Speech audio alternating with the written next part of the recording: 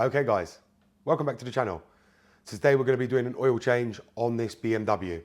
Now I know there's going to be a lot of speculation about how to do this and how not to do it, but I'm here to show you the correct way of doing it. A lot of people are not going to agree with me and that's completely fine, but there'll be others that will, and I'm also going to talk you through everything regarding this BMW of what to do and what not to listen to from other people.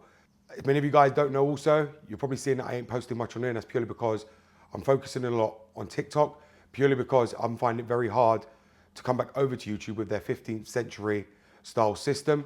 And as many of you guys know, TikTok is very up to date and in the latest generation. And since using that, it's mind boggling when you come back to YouTube and see how like old fashioned their whole layout is, their short system, their video editing tools, everything is such old fashioned and very, very behind. And therefore, that's why I'm focusing a lot more on TikTok than I am on YouTube. And we're growing really, really well there. If you're not aware of us on TikTok, the channel there is BMW Doctor, the same as it is on YouTube. So you'll be able to find us on there and be able to go and follow me on there as well, where I post a lot of stuff, a lot more on TikTok than I do on YouTube now. So let's get on to this video. So this is the BMW S1000Rr, and we are going to be changing the oil on this bike and the oil filter. Now, I do know it was only changed 400 miles ago by BMW because this has got full BMW service history. I am going to be changing it again myself, and I'm going to be explaining to you the whole procedure, how to go through it, what to remove, and how to change the oil on these S1000Rrs. Okay, so the first thing we're going to be removing is the belly pan. Now, to get that all removed, you are going to need a T25 bit, and you're going to have to remove all the bolts that you'll see me remove to lower the belly pan to get it off, because you've got to get to the oil filter, which is behind the headers.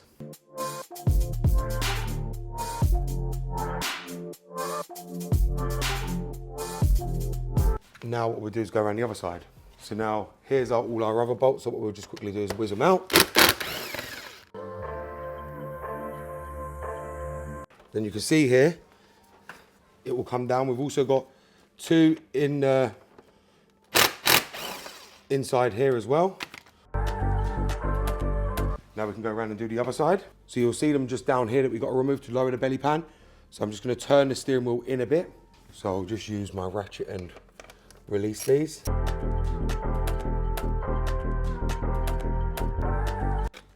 And then we've got two bolts laying under here of the belly pan that we need to remove.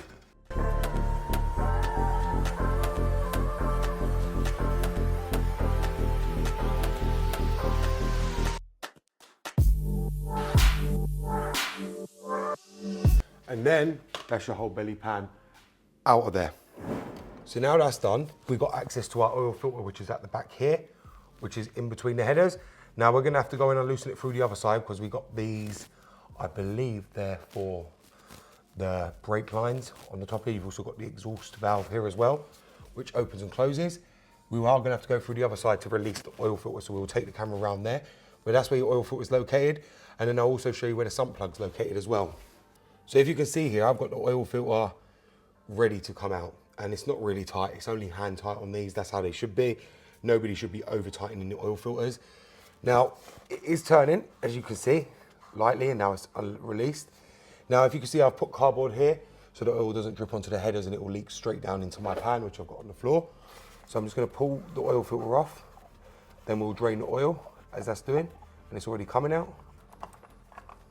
And now the oil filter is out, and then the oil will leak down. And once that finishes, then we can drain it from the sump. But this is the best thing you can do. And you can see here, this oil is actually very, very clean. You can see it there on the cardboard. It's actually not dirty at all. So the owner wasn't lying. BMW did actually only service this 300 miles ago, but I wasn't just gonna trust that.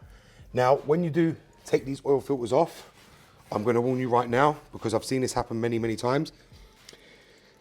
My friend was in a garage a few months ago, and when someone had changed the oil filter, what had ended up happening is this O-ring here got stuck to the engine block.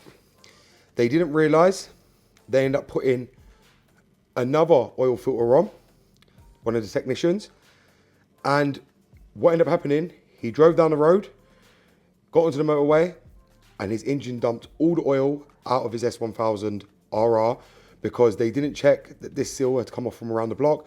They just screwed on another oil filter, which means it didn't close the gap, which let all the oil out of the engine everywhere onto the road.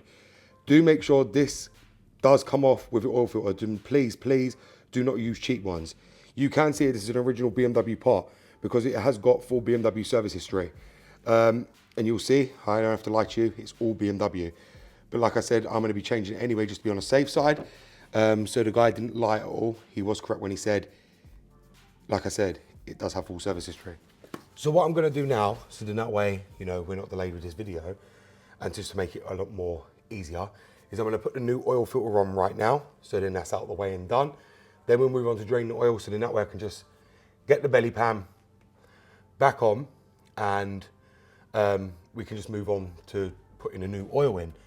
Now obviously I'm just waiting for this to obviously finish dripping, so I can pull that cardboard out because I don't want it going onto my headers, because as many of you guys know, one, you can either risk it catching fire, or two, you end up with that nasty smell when you do start it out for the first time of the oil being burnt off. So I'm trying to avoid all of that. So this is why I did that. So I'm just gonna remove this cardboard now because I think it's safe to say it's finished. I'll leave that like that. And I'll put this here. And I'm just gonna get some tissue so we can clean it up. I'm just gonna clean the whole area and all the surface. And now I'm gonna put the oil filter back on, which is the new one we bought. So I am using a high flow filter, not genuine BMW like it was, because I'm not worried about that. We are gonna have to lubricate the film on this a bit, just to make sure it holds on. So we used the engine oil from the old engine oil before we put it on. Then we're just gonna screw it on, and it just screws on just like that. And like I said, guys, these don't have to be super tight. Do remember that a lot of people seem to think they need to tighten them up completely, and this is what they do on a car. Hand tight is enough, and that's about all you need it. You do not need it any tighter than that at all. That's about where you would tighten your oil filter to by hand, just there. Once it's locked and this gap is sealed between the block and the oil filter, you are perfectly fine. Now, I know a lot of people are gonna say about pre-filling the oil filter beforehand. You don't need to do that. On these newer engines, this isn't like the older engines. The oil pump is sufficient enough to get the oil to the oil filter, more than enough. All that ends up happening is you have to top up the oil a little bit more after, because obviously you're gonna lose oil for it taking it for the oil filter to fill it up when the oil pump builds up pressure to put it into the oil filter. Now to drain the oil, you're probably gonna see where my hand's gonna go, which is right here, to knock out the Allen key bolt that we need to remove to be able to let the oil drain. Now, I haven't started this up, and I know many people, again, will argue this about starting it up first to let the oil warm up to actually flow better to come out of the engine. But bearing in mind this bike's got full service history, I'm not really concerned about it, to be honest, and you can see the oil coming out. It is extremely, extremely clean, very clean. Most people will say to me, I'm wasting oil here, which is probably true. I am, because I didn't really have to change this. But you can see the oil coming out, and really it's a motorbike, so there isn't much oil like there is on a car. I'm not 100% sure how much these take, but I'm pretty sure 4 litres is about the maximum for them anyway. I'm just clearing up right now the sump plug, making sure there's no metal fragments on it or anything like that, which there isn't. So that means the bike has been looked after and not ragged around. We'll just leave the oil to just keep draining, get every bit out of it, and it come out quite quickly because the oil is still new. But as I said, I didn't have to change it. I'm purely doing it for my own sake, so I know it's done in peace of mind, because you can never trust what people tell you, but he is telling the truth. It has got full service history and it has recently just been done. So now what I'm gonna do is I'm gonna take this pan out, because we no longer need that. The oil was finished. Now we're just gonna tighten up the sump plug under here. And we'll just tighten that up. Just like that. You don't want it too tight that it crushes the O-ring, because otherwise you end up with an oil leak. And once that's done, now we can put the belly pan back on and start putting the engine back together, and then we can actually top up the oil. Now when we are topping it up, you've got to remember that the eye is on this side of the engine, and you've got the fill up neck on the other side of the engine. So you ain't gonna be able to monitor, you're gonna have to come to both sides to monitor it, one to fill it and one to monitor the level as you're filling it. A lot of people don't realise that on these, but they're on both sides. On some bikes you have the eye, the little glass eye, and your fill neck on the same side, but on this bike, unfortunately, you don't. So what I'm gonna go ahead and do now is I'm gonna put the belly pan back on. I ain't gonna put all this into the video. You guys know it's the reversal of removal. So just to put it back, just remember what bolt goes where. I'm gonna fit it back on.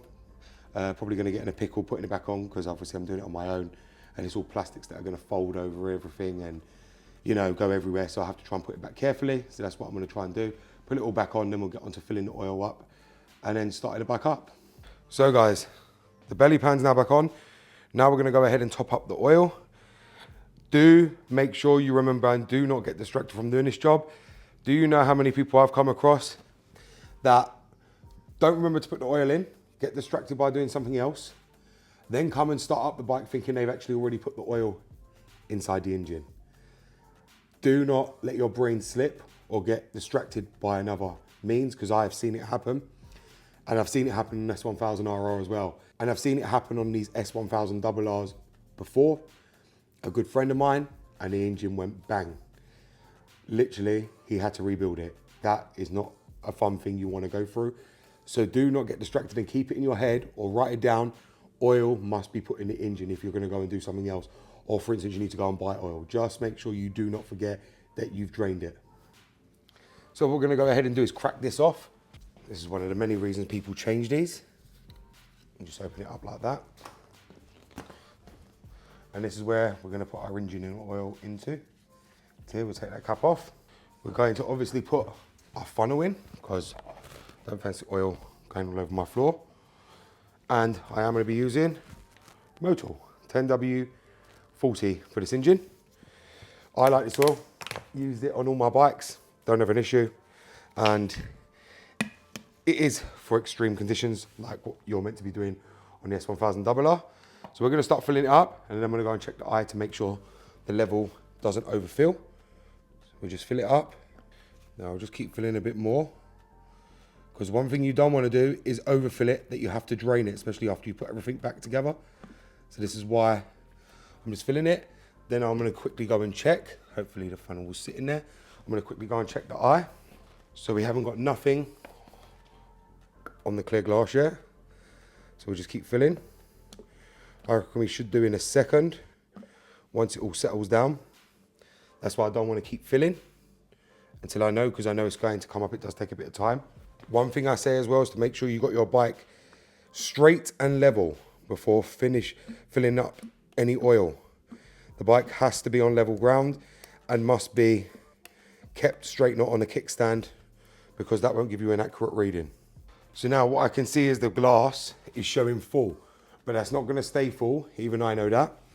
So I'm going to start the bike up, and once it gets taken through the oil filter, we need to let it sit back down. Then check it again to find out how much oil it's actually got. Once the oil filter takes the amount for whatever it needs and gets around the engine again, then we'll check it again, and it'll probably be low, and then we'll fill it up again completely to top it up. So just make sure you've got your tissue handy as well to clean up so it don't go everywhere. Let the oil get around the whole engine.